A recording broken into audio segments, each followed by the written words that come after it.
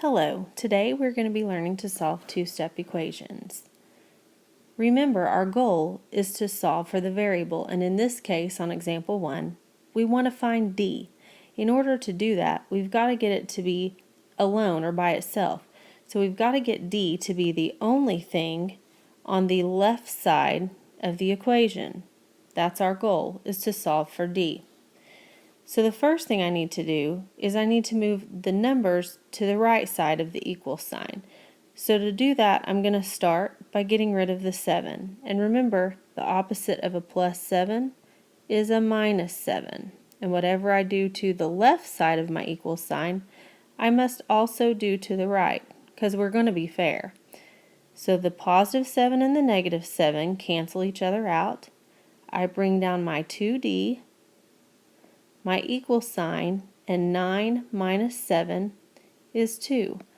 So I have 2d equals 2. Again, remember I'm wanting to solve for just d. So in order to do that, I've got to now get rid of the 2. So 2 times d equals 2 is what I have right now. So the opposite of multiplying is dividing. So if I divide both sides by 2, these 2's cancel each other out, leaving me just d. And 2 divided by 2 is 1. Let's check our solution. 2 times 1, it used to be d, and is now 1. 2 times 1 plus 7 should equal 9 if we did our math right. So 2 times 1 is 2, plus 7 equals 9. 2 plus 7 does equal 9. Since 9 equals 9, then my answer, d equals 1, is the correct solution. Sometimes, before solving an equation, we need to combine the like terms. In this problem, 7n and 2n are like terms.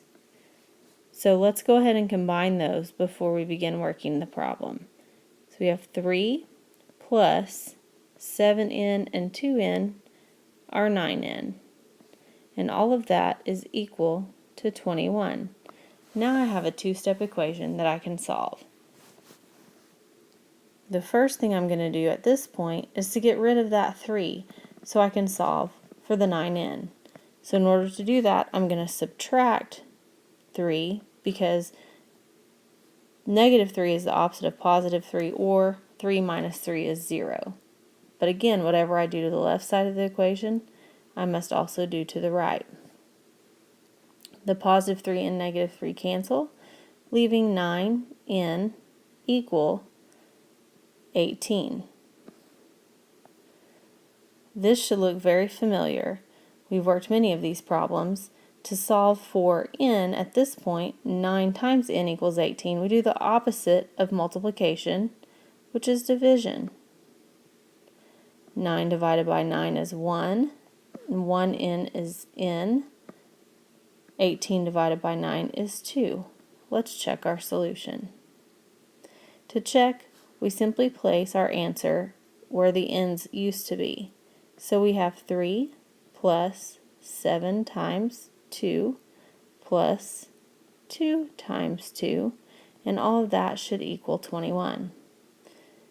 So we have 3 plus 14 plus 4 equals 21. 3 plus 14 is 17, plus 4 should equal 21, and 17 plus 4 is 21. Since the left side and the right side of our checking came out the same, our answer, n equals 2, is correct. Solve and check, example 3.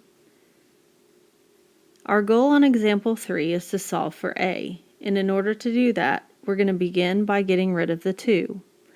It's a positive 2, so the opposite of a positive 2 is a negative 2, or subtracting 2. And whatever we do to the left side of the equation, remember we must also do to the right. So we're going to subtract 2 from both sides of the equation 2 minus 2 is 0, so it cancels out, leaving us a over 6 on the left side. 5 minus 2 is 3 on the right side of the equation. Now this should look familiar, like the simple equations, the one-step equations that we've been working on. In order to solve this problem, we've got a divided by 6. The opposite of division is multiplication. We're going to multiply both sides by 6, causing these two to cancel, and a equals 3 times 6, which is 18. Let's check our solution. Our original problem was 2 plus a divided by 6, but we think that a is 18, so we're going to have 18 divided by 6, and that should equal 5. So we have 2 plus 18 divided by 6 is 3, and that's all equal to 5. 2 plus 3 is 5. Since our left side and our right side are both 5, our answer of a equals 18 is correct. Example 4, solve and check. In order to solve this problem, I must first distribute the negative 3 to the numbers inside the parentheses. Negative 3 times positive 2p will give me a negative 6p. Negative 3 times positive 1 will give me a negative 3, or minus 3. And all of that is equal to 9. Now we have a two-step equation that we can solve. Again, I'm solving for p, so my goal is to get rid of the 3. The opposite of a minus 3 is a plus 3. So we are going to add 3 to both sides of the equal sign. Minus 3 and plus 3 are 0, causing those to cancel. And I have negative 6p equals 9 plus 3 will give me 12. And in order to solve, I simply divide both sides by negative 6, leaving me with p equals 12 divided by negative 6 is negative 2.